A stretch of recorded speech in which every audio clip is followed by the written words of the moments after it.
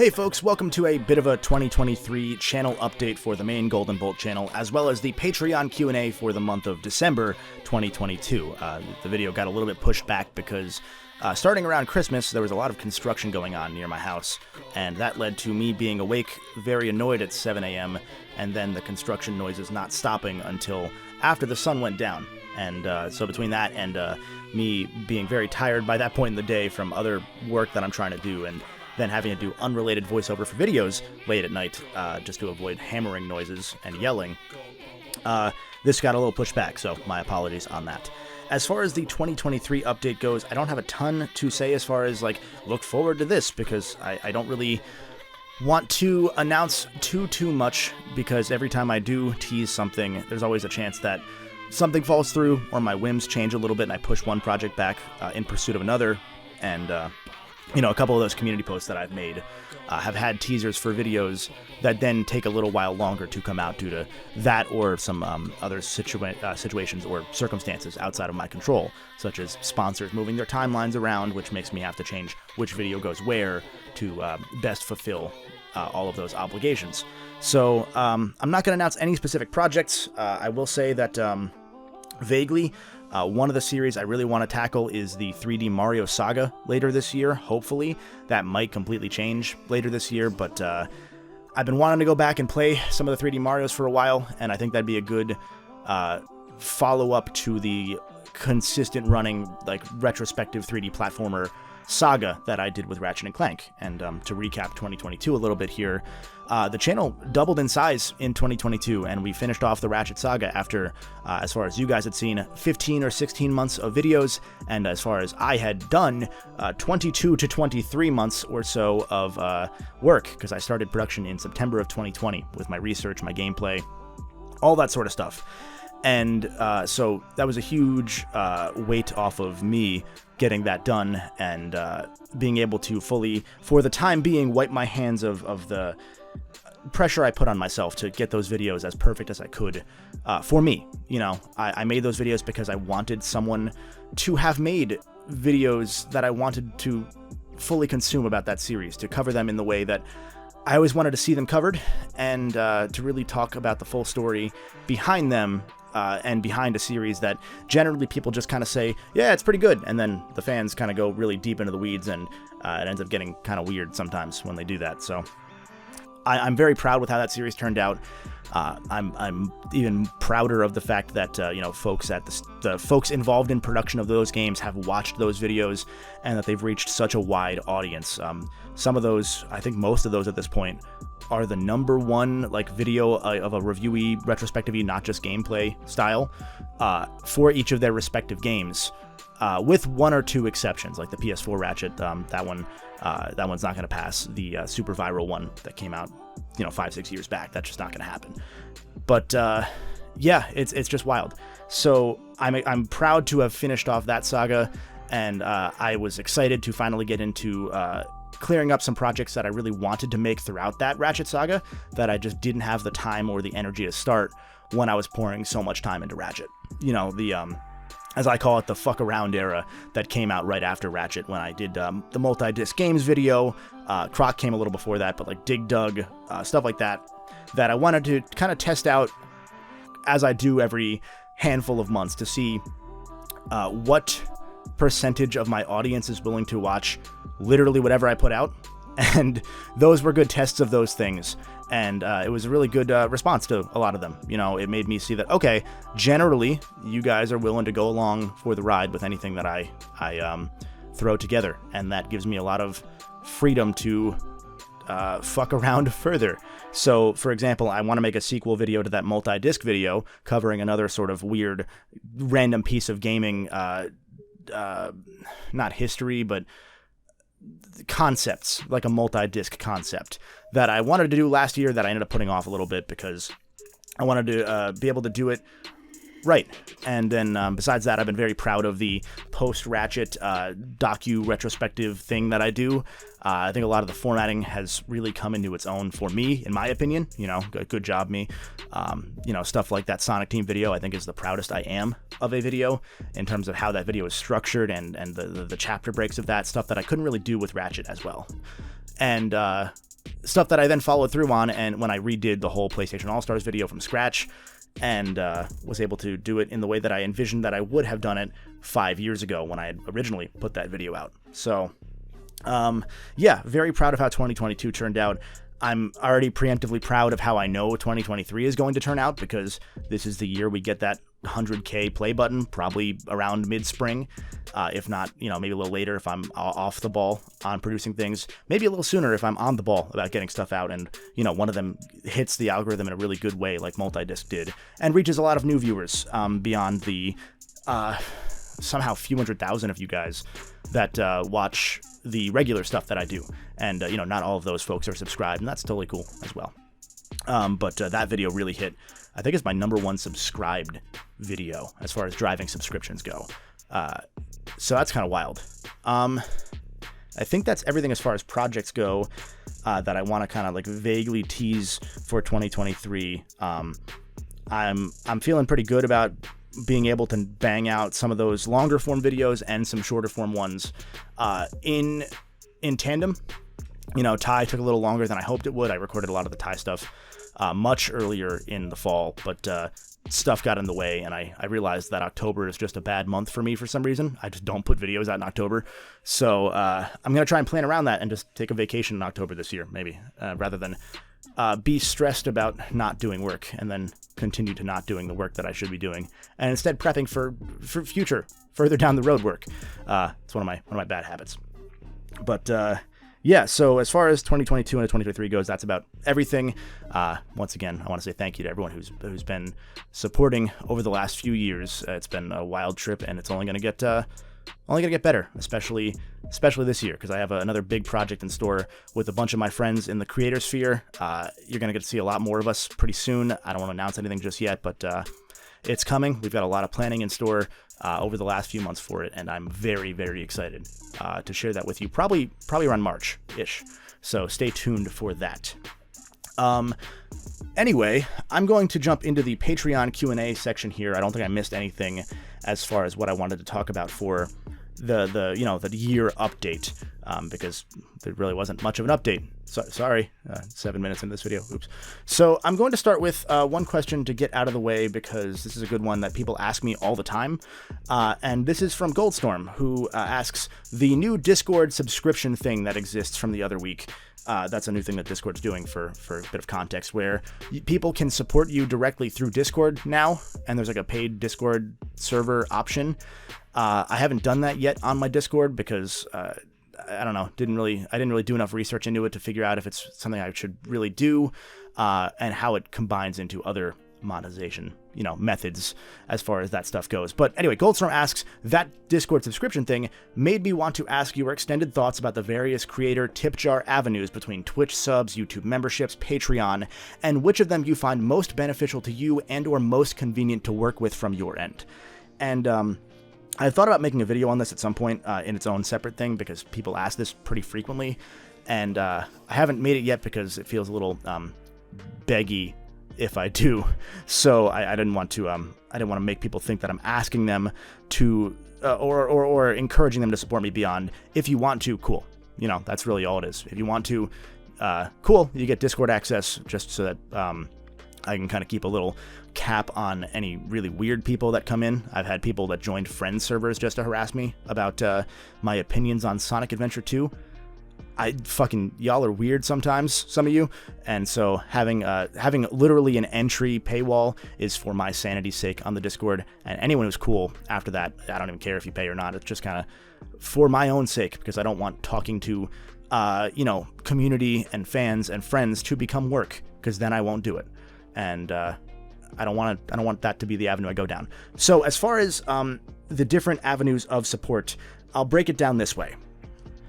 The single biggest way to get the most bang for your buck as far as supporting any channel goes is going to be, for the time being, through Patreon.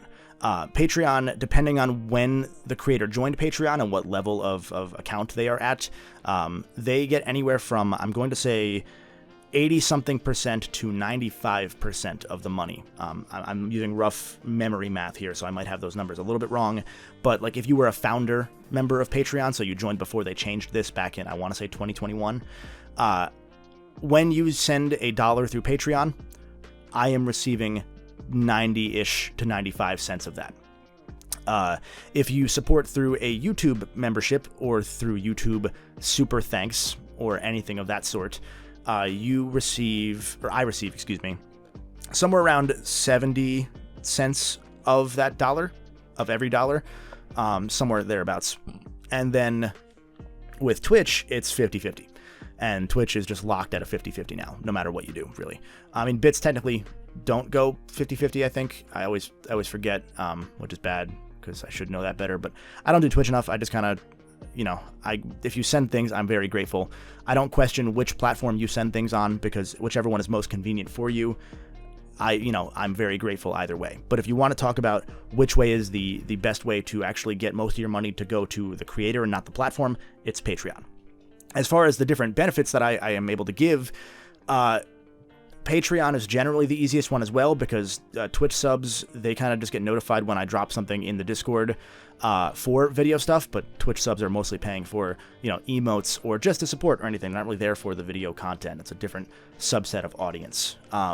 YouTube stuff, as far as YouTube memberships go, I don't really make any separate community posts for the separate chunk of YouTube channel members, because if you joined via YouTube membership, you should also immediately be invited into the Discord automatically if your accounts are linked, or if not, there's a link in the community post that I have in the main pinned one for members that brings you into the Discord. So, other than that, you get like a little icon next to your name with like different little Clank emoticon that I have, the Clank emoji. And you get to use other emojis in chat, in super chats, not super chats, live stream chat, if I were to live stream on the main channel, or in comments in general. So like I can use the Clank emote, and I sometimes do, in comments on my own video, because I'm technically a member of my own channel.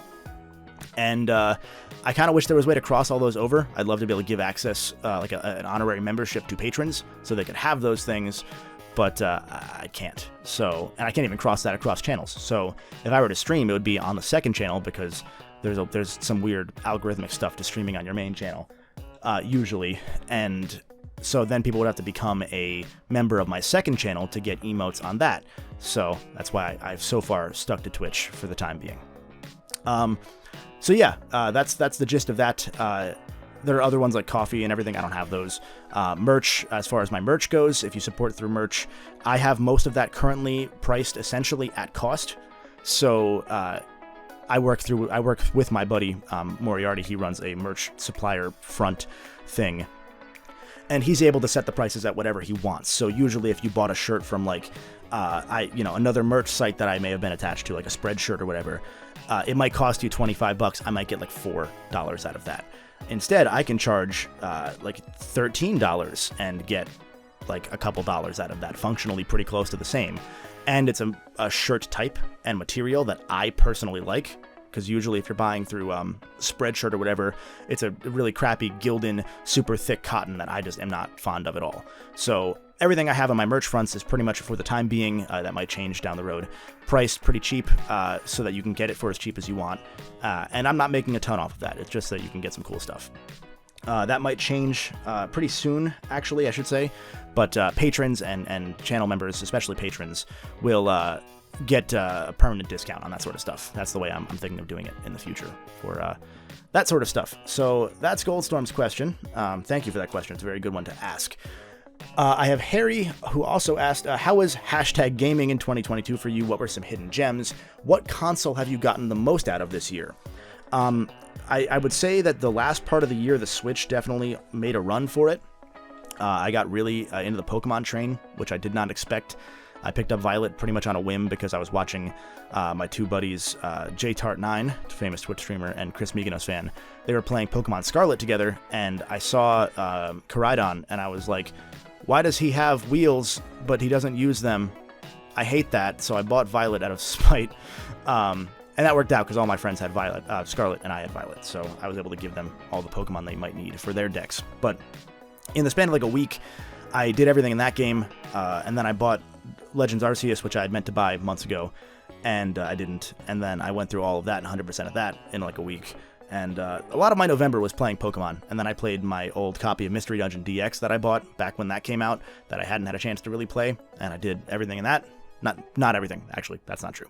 I did a lot in that. I beat the game, did a lot of the side stuff that good nostalgia throwback. So the Switch made a run for it as far as time goes, because we haven't done a lot of our usual Apex Legendsing this year, or past year rather. And PS5 still wins though, between like Rocket League and just counting stuff that I did for videos, 70 hours in Horizon, 50 something in God of War Ragnarok when all was said and done, 20 something in The Last of Us Remake, just for reviews, just for the actual reviews I put out on PS5 games last year. Not to mention other stuff like I played some more Yakuza. I'm working my way through 5 finally, so I can try and get caught up not too long after Ishin Kiwami comes out, or Ishin Remake, whatever it's called. So, yeah, what else did I play this year? I don't usually keep a list of things I've been playing in any given year. I have a document this year where I'm going to try and keep better tabs on that, so I can kind of give you guys a video at the end of the year saying, here's everything I played, but usually I haven't done that. So I will shout out Chicory, A Colorful Tale. I think I played that in 2022, even though it came out in 2021. And similar game, Toem, T-O-E-M. Both cute little black and white top-down adventure-y games that have very different gimmicks that kind of feel similarly down like the artistic avenue. So in Chicory, you solve puzzles by way of different paint colors and paintbrush types, and it's very simple Zelda-y kind of game that deals with imposter syndrome and self-doubt as a lot of the story beats for it. And that game was very special. That game hit me at a very good time in my life, and it hit just the right notes for me, and I absolutely recommend that game. One of my favorite Zelda-esque experiences in a long time, and that's a game without any fucking combat, essentially, outside of the weird bullet hell boss fights. And then Toem is like you just take pictures of things and you solve puzzles by way of taking pictures of the environment, and that hits the cool Pokemon Snap thing in my brain, which now that I think about it, I have to play new Pokemon Snap too for my Pokemon addiction. Damn. Either way, both those games, really stellar little games, and as far as indie stuff goes, I think those are the ones I'd recommend most from this year. I don't think I have any other hidden gems off the top of my head, or if I do, I've talked about them in the Discord server, so you've probably heard them, I just can't remember them enough to say publicly. I should normally not do these as cold reads. I should probably think about these more instead of just reading them here live, but here we are, we're doing it live. We have a question here from Tabriz, who asks, have you ever considered trying out a wrench-only run of a Ratchet and Clank game, or giving the multiplayer modes of the third game, Gladiator or Size Matters, a shot now that some fans have brought the servers of those 3 back to life? For the first part, no. I have not thought of a wrench-only run in any time in the long, recent memory. I briefly thought about it as a kid because there were, the skill points and later trophies. Sorry, that's my Febreze thing that just went off, if you heard that. The trophies and achievements for, trophies and skill points, rather, for Ratchet 1 into Ratchet 2 with the Wrench Ninja stuff. And then I always think about it, and I'm like, no, I would hate that, and especially now that I've done runs with the Ratchet randomizer, where I had to fight the Hoven helicopter with just the wrench. I can do it. I know I could get to Drek with the wrench only. I don't want to. So I'm not going to. As far as the multiplayer stuff goes, probably I'd like to at some point go back to those, but I know that the people that are playing on those custom servers are the super diehard fans that were like taking advantage of all the glitches in all of those games to like get a leg up as far as how to competitively play those games, and that's not really for me. I don't have time for that. I did play Full Frontal Assault with some friends a few times. I think I did it on stream once, and I'd like to do it on stream again eventually, because I find Full Frontal Assault's multiplayer very fun if you get 4 players that like have an idea of what they're doing. It's very simple, it's a MOBA game, so it's just kind of basic strategy, but a good time to me. I don't know, I like that. I have a question from Smoothies here, who says, "Hi Kevin, how are you? I'm doing pretty okay. How about you? Hopefully you're doing well. I talked to you like yesterday, so I think I know you're doing pretty okay, but maybe it changed. I don't know. Hopefully not. Hopefully you're doing well." Similar question to How Am I from Chris, who asks, why is Negan in Tekken 7? Yep, that's a thing that happened. Chef Kilo asks, with the recent SpongeBob, Battle for Bikini Bottom Rehydrated, and Cosmic Shake, do you think we can get a resurgence of great licensed games like the 5th and 6th generation of consoles? Also, what's a game or franchise that your friends or enemies have gotten you into? For the second question, Yakuza. That's all Chris. Chris got me into Yakuza years ago, really. Like he started me on it in 2017, and I played a little bit and then put it down because I was busy. And then when I came back to Yakuza, after Kiwami 2 came out like a year and change later, I beat Kiwami 1, did just about everything, then beat Kiwami 2 immediately, did just about everything. I put so much time into those games back to back, and I was just hooked. And that's all thanks to him. You know, he and I share a lot of similar gaming opinions, or like we have a weird gaming twin magic sometimes where we'll share those opinions or hit the same joke at the same time, way too frequently for comfort. And so I knew that if he liked Yakuza, I should value his opinion and give it a shot. And I'm glad I did, because, man, that game and that series, they are special. As far as licensed games returning to their heyday, I think we're already on the way to that. I think you see stuff like, not that like stuff like the new Fast and the Furious games or the Terminator games are great, but I think you're seeing more time and effort put into licensed games as more than just a Hollywood accounting attempt in recent years. And I think we can get back to that by way of selective design isn't really the term I want to use, because it's not really, it's just kind of, those are just words. But I think you can get a good thing like a Teenage Mutant Ninja Turtles game if you get like a Dotemu, or who did that one? Shit. Either way, you can get them, or you can get like a Yacht Club, for example, if they had the time for that sort of thing, or you can get the Way Forward, the Shantae team, to do that sort of stuff. And you can see stuff like that, or like revivals of River City games, which aren't licensed, but like similar styles of sudden revivals by way of indie productions. And I think that that's the best way to cover a lot of the more classic licensed material. And I think we're getting back into the point that you can start seeing single A or double A level indie developers able to properly budget out for a licensed project like a SpongeBob, for example. And SpongeBob, that's a unique case because it's SpongeBob. Nickelodeon has the money, Viacom has the money for that sort of thing, and they'll throw it out because they want SpongeBob to stay in the zeitgeist for older players, and also to knowing that older players will subsidize the cost, try and get some newer players hooked in as well. So I think so. I don't know how easy it'll be, but I think we're kind of on the way to that if that trend continues. Moving over to the Patreon thread, I have a question from Nathaniel Foga, who asks, what was your favorite thing to do this year? Mine was getting to go to cons out of state like Too Many Games.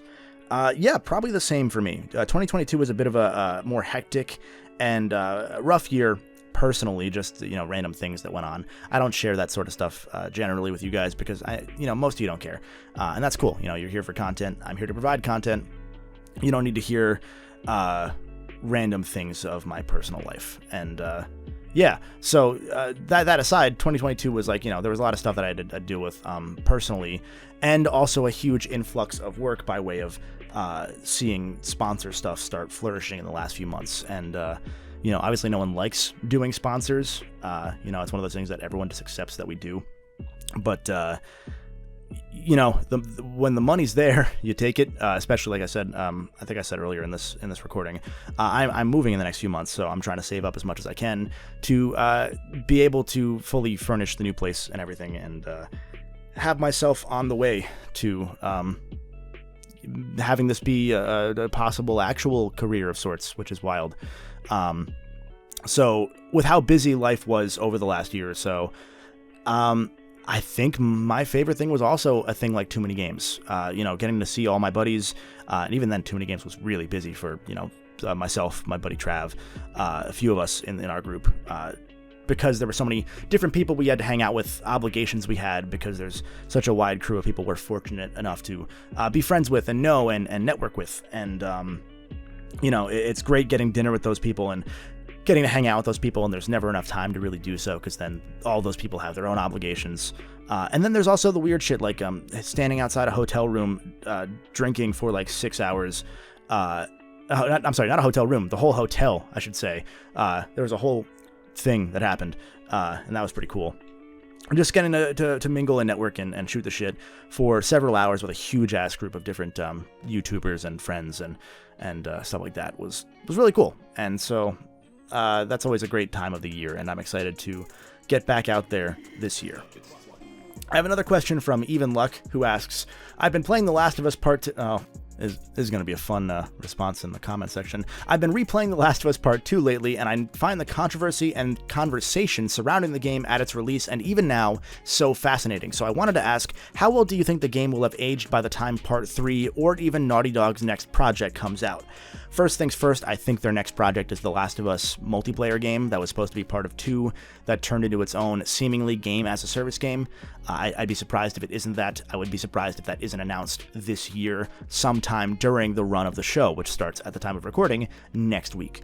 So that's what's next up for sure, and I think that's going to be, in my opinion, it seems like, based on what the one image they sent, so this is a really deep-cut game-explain type analysis here, to me, it seems like it's going to be a Division-styled game, a third-person, obviously, 4-player, potentially, maybe more or maybe less, co-op game with a bunch of like story missions or story-esque missions in a wider city area, maybe the whole of like a Seattle, for example, from 2, and then with a multiplayer PvP mode similar to how Last of Us 1's multiplayer worked.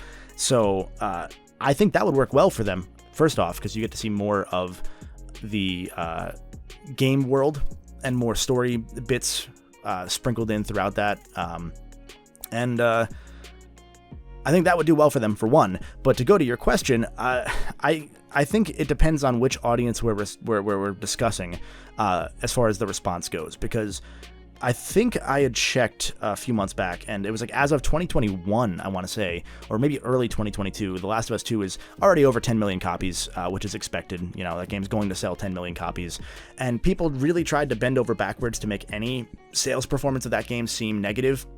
So there were those weird out of context, there's a bunch of copies on the shelf in Thailand. I think it was Thailand. Where the game didn't do well, so there's a bunch of copies that they overproduced, and it's like, yeah, I mean, they produced so many copies because they knew they would need them. You know, it's in this case, it's better to have more copies than fewer during COVID. You know, during a time when people, if they're going out to buy physical copies in the first place, you don't want them having to wait for it. Because they can't really necessarily get out as easily if they're afraid of at the time, a much less known scary disease, illness. And so people took anything out of context. Like, they spun The Last of Us 2 not being the best performing PlayStation game ever as a negative, when it was only behind fucking Final Fantasy VII Remake that came out a month after COVID really took its grip on the US, for example, and the world at large, really, in March. That game came out in April. And Last of Us came out 2 months later, when people were kind of trying to not just be inside after being potentially cooped up for several months at home. So the fact that it didn't do as well as the most anticipated game of all time, or one of them at least. Yeah, wow, what a shock. But it still did well, and if you look at the trophy data, I believe still to this day, it's like 50% of people have beaten that game. That's a 30-hour game. 50% of people have played a 30-hour game in full, and like that's, again, 5-ish million people. And people don't tend to, in the very terminally connected gaming sphere, realize that the people that are buying these games, like, there aren't 10 million hardcore gamers out there in the world, in my opinion. There are like a couple million, if that. You know, the people that discuss this shit online frequently, there aren't many of us. I've said that in the Ratchet PS4 video, when, you know, my most discussed Ratchet comment section is like 1,000-something comments, and it's that video because I unintentionally called everybody out for not commenting. People don't care to talk about things online, so when people see an influx of negative discourse about said thing online, it's because people like to complain more than they like to praise. It's kind of just because, you know, anger is an addictive emotion. And, yeah, so, you know, you see this weird, skewed, almost 50-50 response to The Last of Us 2, or a similar game that becomes this weird like culture war type thing. For any game or any piece of media, there's always like that weird thing where some people use the controversy surrounding a game to turn it into a way to get their own clout at the expense of the product, and a lot of people don't realize that's what's going on. They just kind of buy into it because I don't fucking know. And anyway, the reality is it's more like 80-20. So the fact that so many people are beating The Last of Us 2, despite its long length, is just wild to me. You know, think of how many people don't even get more than 2 missions into a Skyrim. Think about how 11% of people play Assassin's Creed 2 when it on Xbox to this day, counting the entirety of the Xbox lifespan of that game, not counting the remaster, I don't think, but you know, what, 12 years, 14 years? I think that game came out in what, 09 or 2010. When that game came out to today, 11% of people never got the first achievement, but did put the game in their system. That first achievement is 2 to 3 minutes into the story for pressing all 4 of the face buttons to move each of the baby Ezio's limbs. That is the first trophy or achievement in that game. And as far as Xbox achievement data goes, as far as last year to me, because I checked last year, it was something like 11% of people did not do that. They put the game in and then never played it. So, you know, we've come a long way as far as people consuming story-driven games, and for so many people to be so engrossed to have finished the game in full says a lot. And you know, I don't remember what the difference is between that and the people that got to the moment as far as trophy data goes, but yeah, I think that game made a stronger impression on a lot of people that don't talk about these things online than we realize. And this is a very, very circuitous answer to your question, so I'm sorry. But I think the reception will be fine. I think that the conversation will have improved to some extent. I think the well is permanently poisoned, and I think that there are people that will continually see that that game is a failure no matter what, because they want it to be at this point. And it is what it is. If you want that, that's cool. Good for you. I live in reality, and that game did well and was received well. The only issues that I think people will have with it as time goes on are performance-based, or like people like me. I don't love the pacing of that game. That's my big fundamental issue with that game, is I don't like the way they structured it as a Sonic Adventure 2 style, one side, the other side, final chapter. And that's just me, you know, and that's something that comes down to a difference of creative opinion and analysis and stuff. And also, that game was too fucking long, but that's because of the pacing more than anything. Yeah. So I think people, the moment 3's announced, it's gonna fucking do huge numbers, and then also do huge, oh my god, the fucking trash piece of shit, blah, blah, from those same people that now anything that Naughty Dog ever makes is poisoned forever because my Fifi's got hurt, or whatever. Moving on to the next question here, A-Double asks, something that comes to mind is when internal info used for stories and character backgrounds gets shared publicly, like timelines and lore, which usually have a negative effect among fans. The Zelda timeline or Sonic's Two Worlds theory comes to mind. I know Koji Igarashi regrets making a Castlevania timeline public, as it meant less flexibility when it came to making stories for later entries, where they can't just change or place things in the background so easily. Curious to hear your thoughts. And then he also asks, who is the best Archie girl? I don't know what the fuck that means. Sorry, I have no idea, no opinion on that one. But as far as the first thing goes, I think a lot of that issue actually runs into the difference in production culture between the U.S. and Europe and the monolith that people call the West, and Japanese game development pipelines. Because if you notice, a lot of the ones, I mean, all 3 of the ones you mentioned are series that for most of their lifespan have been run by 1 or 2 people. So Castlevania was pretty much Igarashi's baby the whole way through, or at least, the Igavania timeline, rather. The Zelda timeline was entirely Miyamoto and Aonuma the whole way through. Sonic's Two Worlds theory is kind of just stuff that was filled in, I think, by comics more than anything. But as far as the game timelines go, it was like 2 people. You know, most of the Sonic Adventure stuff was written by 2 people, and then Shadow was written by I don't remember who. Was that written by Iizuka? I think that was written by Iizuka. Either way, whatever the case may be, you have one person in charge of production and as a director on all those games the whole way through. So when you compare that to a thing like any other game franchise, really, that's made here in the US, for example, you normally have a myriad of people that take over the director helm because people move on, or they move up, or they just get exhausted by how hard directing a video game is. Whereas in Japan, generally, you stick with one company the whole way through for a lot of your career, and you stick with it no matter the hardship, and you deal with the stress however you might. It's just a different development culture. And so you see a couple people in charge that can make these overarching decisions for 10, 15, 20 years on end as far as story goes. And in the case of a Zelda timeline, it wasn't really ever meant to be fully connected. They put that shit together at the end. In the case of a Castlevania timeline, Igarashi, for example, may have put that out at fan request because fans love piecing this stuff together, and then realized, let's say 10 years later, hypothetically, that he's like, oh, I would have liked to not have made that decision to release that 10 years ago because now I have new ideas. Whereas in a series like a lot of the Western franchises, they're very, very sequelized in structure. They're very serialized, rather, I guess is the better word, where things continue in a straight path, or there's a prequel, and that's fine, but you don't see separate games or separate iterations of characters or generations between games. You just kind of have the evolution of one character the whole way through. You don't have a different, to go to The Last of Us, you don't have a different Ellie that's a completely different Ellie than the first Ellie. It's the same person, just 5-6 years later.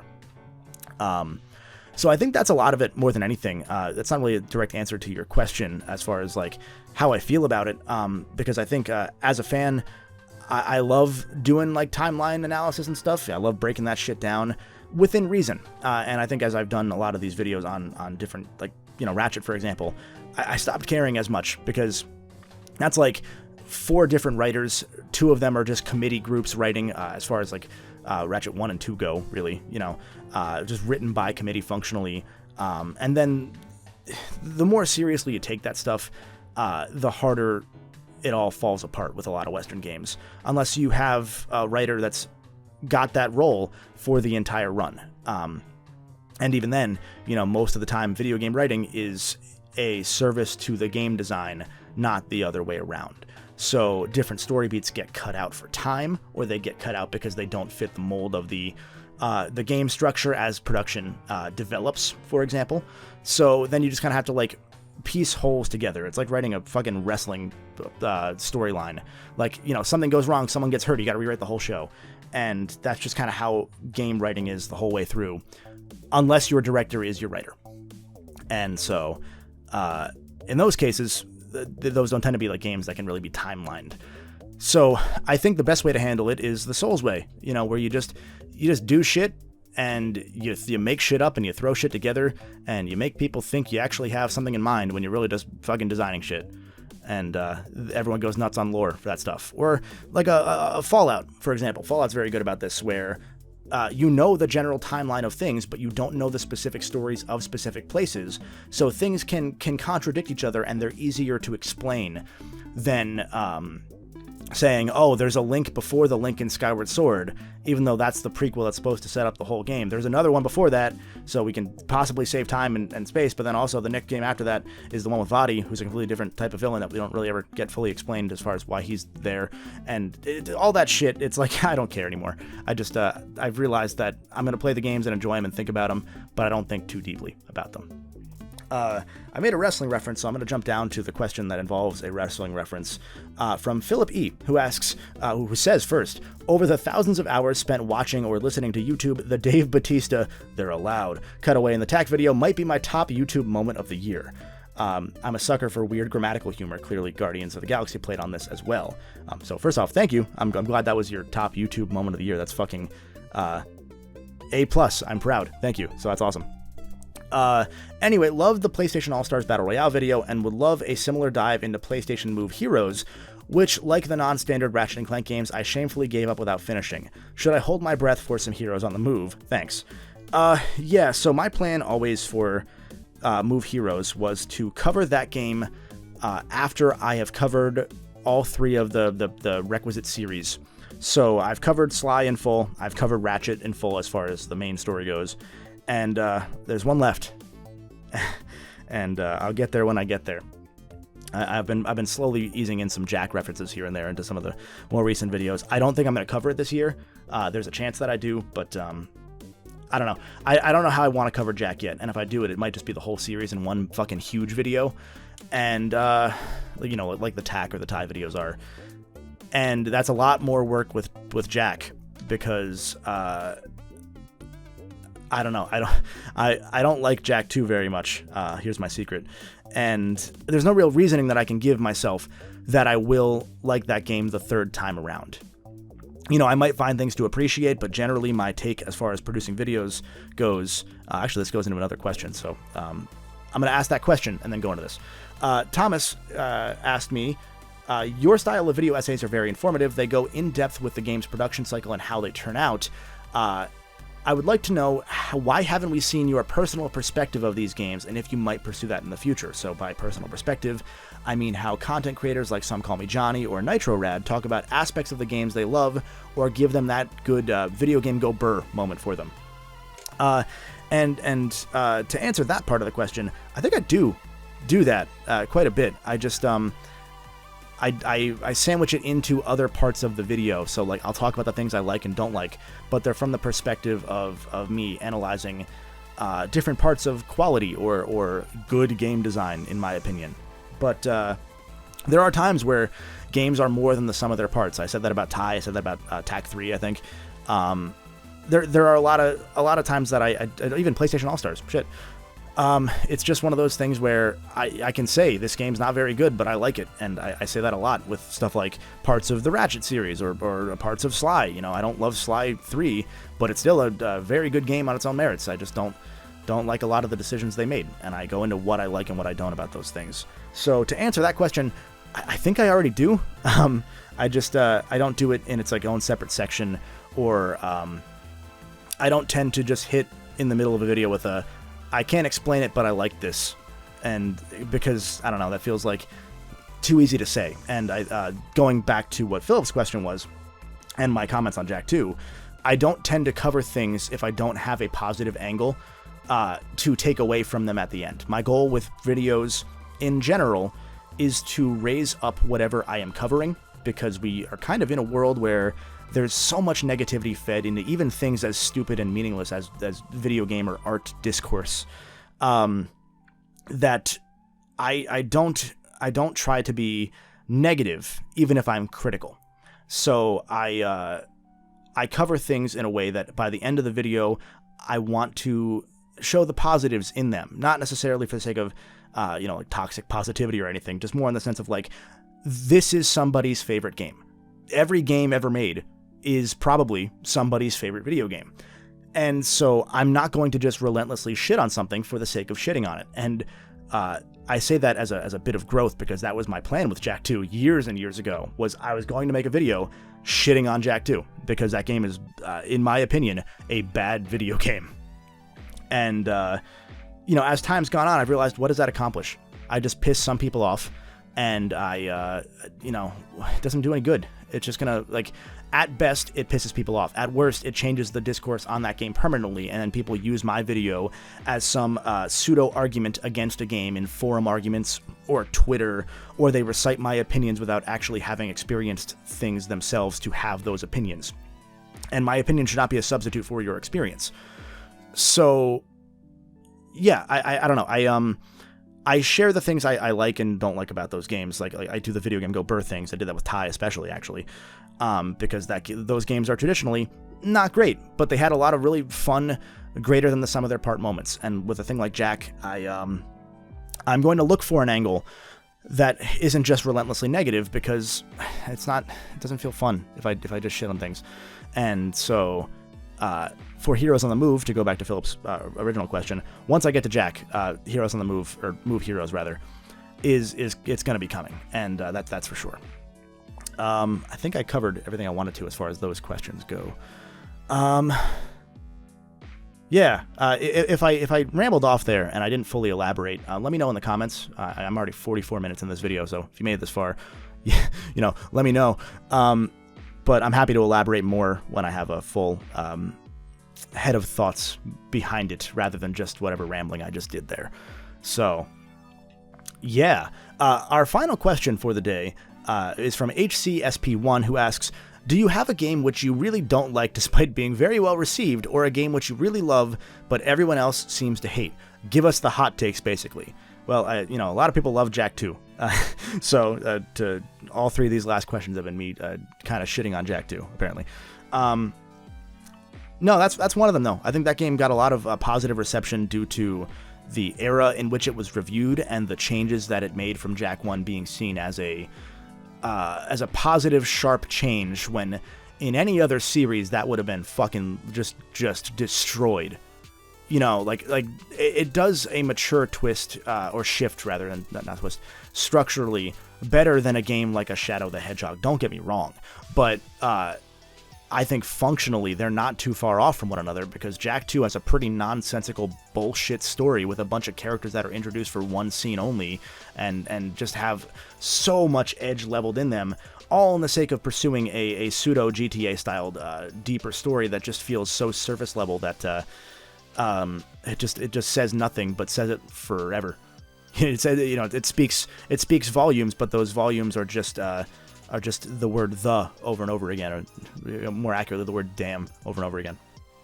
So I guess that's the one that I don't like, despite being very well received, usually, as far as the contemporary media goes. But game that I love that everyone else seems to hate.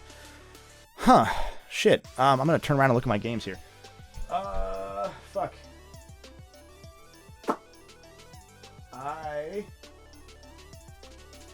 Off the top of my head, this is why I gotta do these, not off the cuff. I can't, I just hit my mic, sorry. I don't think I can think of one. So, man, that's a really shitty way to end this video. Hold on, I'm gonna look at my games and pause this real quick. Aha, I got it, motherfucker. Death Stranding. Let's say Death Stranding. I know that game was generally well received, but it gets a lot of flack nowadays from, again, that general crew of players that just talk about games online and tend to be overly negative in general. Like there's that crew. It's not the same people, obviously, but people that want to discuss games online via 240 characters or less or whatever tend to just shit on that game. And I think that game is it's the only time I can genuinely say that there's a game that was meant to be bad for part of the game. Usually that's an excuse. I genuinely believe the part of Death Stranding that people didn't get past is meant to be dog shit. And that doesn't mean that it's not dog shit. It is. But if you can get past that, I think you start seeing the game open up into what it's trying to be and what it's trying to show you that it is. So I think it makes you suffer through some part of the really tedious part of the game to then make it more impactful when you go and get the chance to make things easier for others. It makes you want to be a good person for others because others are being a good person for you. Mutually assured construction, if you will. Did anyone ever use that phrase for Death Stranding? Because holy shit. If not, I just coined a really cool term. Nobody steal that. On a 40-hour Death Stranding retrospective, mutually assured construction. There it is. That's it for this whole video. It's already going 49 minutes. Goddamn. If you have any other questions, whether you're a patron or not, throw them down below, and if I see them, I'll probably still answer anyway.